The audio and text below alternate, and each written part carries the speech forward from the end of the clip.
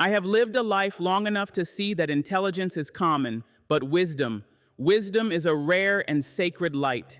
It is a quiet power that changes rooms and hearts. Please stay with me, my dear. The final truth we uncover is the one that will cradle all the others. You must not miss it. Quiet listening. There is a profound difference you see between hearing and listening. Hearing is a function of the ears, a simple reception of sound, but listening is an act of the soul. A wise woman understands this in her bones.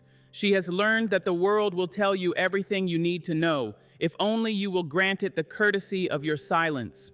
She does not rush to fill every empty space with the sound of her own voice, for she knows that in the quiet, truth has a chance to breathe. In a conversation, she is not simply waiting for her turn to speak, rehearsing her response while another's lips are moving. No. She offers a genuine open space. She listens with her eyes, with her posture, with the whole of her being. She hears the words that are said, and more importantly, she hears the words that are left unspoken. She hears the hesitation, the fear, the flicker of joy in a voice. This kind of listening is a gift. It says to the other person, "You matter, your story is safe with me." It is an act of profound respect, not just for the speaker, but for the sanctity of human connection itself. She knows that knowledge can be found in books, but wisdom is found in people. It is whispered in stories over kitchen tables, confessed in moments of vulnerability, and revealed in the shared silences between two hearts. She gathers this wisdom like a woman gathering precious water from a deep, clear well, knowing it will sustain her and those she chooses to love. She does not need to be the loudest voice in the room because her power does not come from volume. It comes from depth. It comes from the understanding that to truly know the world, you must first be quiet enough to let it speak to you. Knowing worth, a wise woman carries her value within her, not as a badge to be polished or a trophy to be displayed, but as an internal, unwavering sun. Her sense of worth is not a fragile thing granted to her by the approval of others. It is not dependent on a lover's gaze, a particular number on a scale, a title on a door, or the balance in a bank account. It is a divine inheritance, a knowledge that she was born worthy and that nothing and no one can diminish that fundamental truth. She has walked through fires that would have turned others to ash, and she has learned that her spirit is flame retardant. She has faced criticism and scorn and has understood that the opinions of others are merely their stories, not her own. She does not seek validation from the outside world because she has already validated herself. This is not arrogance, my dear. Arrogance is a loud, desperate cry for attention. This is a quiet, unshakable confidence. It is a grace that informs the way she walks, the way she speaks, the way she claims her space in the world. She anoints her own head with the oil of self-respect. She crowns herself. Because of this, she does not tolerate mistreatment, not because she is vengeful, but because she understands that allowing disrespect is a betrayal of the sacred temple that is her own being. She sets boundaries not as walls to keep people out, but as fences to protect the beautiful garden she has cultivated within herself. She knows her worth, and so she is able to see the worth in others, recognizing the divine spark in every soul she meets. Guarding company. A wise woman understands that her life is a sacred space, a home for her spirit, and she is most particular about who she invites to come inside. She knows that every person carries an energy, a weather system all their own. Some people are sunshine, warming you and helping you grow. Others are a cold, persistent rain, dampening your spirit and leaving you chilled. And some, my dear, are tornadoes, tearing through your peace and leaving chaos in their wake. The wise woman is a discerning gatekeeper. She has learned, often the hard way, that you cannot flourish if you are constantly surrounded by weeds of negativity, jealousy, and complaint. Her circle may be small, but it is a fortress of love and support. She chooses her friends not for their status or their usefulness, but for the quality of their hearts. She surrounds herself with people who celebrate her light, not those who try to dim it. She wants friends who will challenge her to be better, who will speak truth to her with love, and who will sit with her in the dark without needing to fix her, but simply to be with her. She understands that her energy is a precious, finite resource. She cannot afford to squander it on petty gossip, on endless drama, or on trying to convince someone to see her value. She blesses and releases those who drain her. She does not do this with malice, but with the clear-eyed understanding that her primary responsibility is to protect her own peace. The company she keeps is a reflection of the love she has for herself. It is her sanctuary, her counsel, her chorus of encouragement, and in that sacred space, she is free to become everything she was meant to be. Intentional words. Words for the wise woman are not just sounds. They are tools, they are seeds, they are spells. She understands the creative and destructive power held within the human tongue. She has seen how a careless word can wound a spirit for years, and how a kind word can be a balm to a broken heart. And so she uses her words with profound intention. She does not speak just to hear herself talk. Her words have purpose. When she speaks, it is to clarify, to comfort, to encourage, to build up, not to tear down. She has moved beyond the need for sarcasm as a weapon or gossip as a form of connection. She knows that speaking ill of another does not elevate her. It merely pollutes her own spirit. Before she speaks, you can almost feel a sacred pause. In that pause, she asks herself, is it true? Is it necessary? Is it kind? Not all truths need to be spoken, and not all silences need to be broken. This intentionality gives her words a certain weight, a certain gravity. When she pays someone a compliment, it is felt deeply because it is known to be genuine. When she offers advice, it is received with reverence because it is understood to be thoughtful and well considered. She uses her words to paint pictures of possibility for others, to remind them of their own strength and beauty. She speaks life into people, and she is just as intentional with the words she speaks to herself. She refuses to water the garden of her mind with the poison of self-criticism and doubt. She speaks to herself with the same kindness and grace she offers to a beloved friend. She is her own most steadfast encourager, her own most gentle comforter. Her words create her world, and she is determined to make that world a place of beauty, grace, and love. Finding joy? The world can be a hard place. There is no denying the existence of pain, of sorrow, of injustice. The wise woman does not ignore this. Her eyes are wide open to the suffering of the world, but she has made a conscious, radical choice not to be defined by it. She has trained her heart to seek out joy, to find the pinpricks of light even in the deepest darkness. She understands that joy is not the same as happiness. Happiness is often circumstantial, dependent on external events going her way. Joy, however, is an inside job. It is a deep sense of gratitude and wonder that can coexist with sorrow. It is a choice to notice the good. She finds it in the simplest of things, the way the morning sun slants across her floor, the taste of a perfectly ripe peach, the sound of rain on the roof, the shared laughter with a friend that makes her belly ache. She does not wait for grand occasions to feel joy. She cultivates it daily, moment by moment. She collects these small, beautiful moments like a child collecting smooth, warm stones from a beach. She holds them in the pocket of her memory, and they give her strength when the days are long and the nights are cold. This is not a flight from reality. It is a profound act of resilience. It is a declaration that despite the pain, there is still beauty.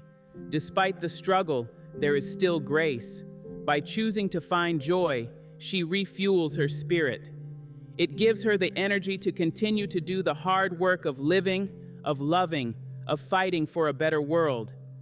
She knows that joy is a form of resistance against despair, and she practices it with the discipline of a prayer. Wise forgiveness. Forgiveness in the hands of a wise woman is not an act of weakness. It is an act of ferocious self-love. She has learned that unforgiveness is a poison you drink yourself, hoping the other person will die. It is a heavy, jagged stone that you carry in your own heart, weighing you down and cutting you with every step. The wise woman chooses to set that stone down. She forgives not because the person who harmed her necessarily deserves it.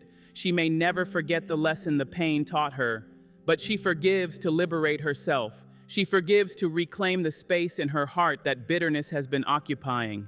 She understands that her heart is fertile ground, meant for growing love and joy and compassion, not for nursing old wounds. This forgiveness is a deeply personal, often private, act. It does not require an announcement or an absolution from the other party. It is a transaction she makes with her own soul. It is her saying, "I will no longer allow what you did to me to have power over my present and my future. I release the hold you have on my peace." She knows that forgetting is not always possible or even wise. The memory of a hurt can be a powerful teacher, a sentinel that guards her from making the same mistake twice. The scar remains as a reminder of the battle she survived, but she does not continuously pick at the scab. She allows it to heal. She lets the pain become a part of her story, but she refuses to let it be the entire story. By practicing this wise forgiveness, she remains open. She prevents her heart from hardening into a brittle, impenetrable fortress. She chooses freedom over bondage, peace over turmoil, and love over fear. Always learning. The wise woman is a student of life, and she will be until her last breath. She understands that her education did not end when she left a school building. In fact, that is when it truly began.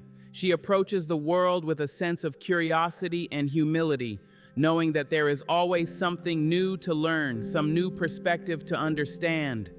She does not cling to her opinions as if they are precious jewels. She holds them up to the light, examines them, and is willing to change them when presented with new, compelling information. She is not afraid to say, "I don't know," or "I was wrong." She sees these phrases not as admissions of failure, but as gateways to growth. Her teachers are everywhere. She learns from the children in her life, who remind her of wonder and presence. She learns from the elders who share the wisdom of their years. She learns from books, from art, from music. She learns from nature, from the resilience of a weed pushing through concrete, from the patience of a tree, from the interconnectedness of a forest. She learns from travel, from experiencing cultures and ways of being that are different from her own. Most importantly, she learns from her mistakes. She does not see failure as a final verdict on her worth. She sees it as tuition. It is the price she pays for a valuable lesson. She stumbles, she falls, and instead of berating herself, she asks, "What can I learn from this?" This commitment to lifelong learning keeps her mind agile and her spirit young. It prevents her from becoming rigid and dogmatic. The world is a vast, complex, and beautiful university, and she is its most eager and devoted student. Unwavering grace. Grace, my dear, is a quality that is as strong as it is beautiful, and the wise woman possesses it in abundance. It is not about perfection. It is about how she handles imperfection. It is the dignity she maintains when she is being tested, the poise she shows when the world is chaotic around her. It is the ability to navigate life's challenges without sacrificing her own humanity or the humanity of others. When she is wronged, she may feel anger, as any human would, but she does not let that anger curdle into cruelty. She responds with a firmness that is rooted in self-respect, not in a desire for vengeance. When she makes a mistake, she does not crumble into a pile of shame. She acknowledges her error with honesty, makes amends where she can, and extends to herself the same compassion she would offer to another.